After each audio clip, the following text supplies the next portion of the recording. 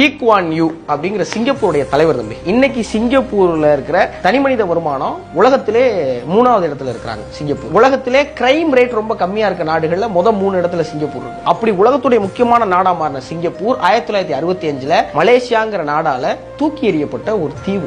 இந்த தீவை வச்சுக்கிட்டு எங்களால சமாளிக்க முடியல, இந்த தீவுல எந்த வளமுமே இல்ல, இந்த தீவுனால எங்களுக்கு தேவையில்லாத பிரச்சனையா இருக்குன்னு மலேசியா சிங்கப்பூரை வேணான்னு கழிச்சு விடுது. நீங்க தனியா போயிருக்கிறாங்களே விட்டுட்டு. அப்படி வரும்போது அழுதுகிட்டே லீ குவான் யூ வானொலியை சொல்றாரு, நம்ம தனியா வந்துட்டோம், இனிமே நம்ம தனி நாடு.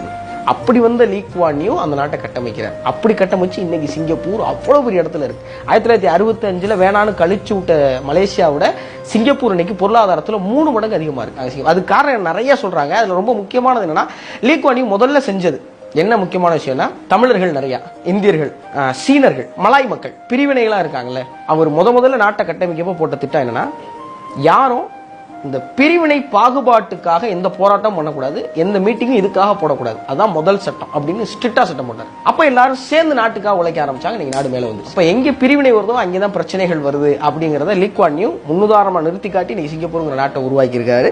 அவருடைய ஹிஸ்டரி 1990 வரைக்கும் உள்ளதை எழுதியிருக்காங்க. இந்த புத்தகம் ரொம்ப வாசிக்கிறதுக்கு அரும்பெரும் சொத்தா கிடைச்சு. சிங்கப்பூர் மக்கள் தொகையில 10% தான் இந்தியன்ஸ், அதுலயும் 7% தான் தமிழர்கள். ஆனா சிங்கப்பூருடைய ஆட்சி மொழியா இன்னைக்கு தமிழ் இருக்கு. தமிழுக்கும் தமிழர்களுக்கும் ரொம்ப முக்கியத்துவம் கொடுத்த லீ குவான் யூவை நம்ம மதிக்கணும்.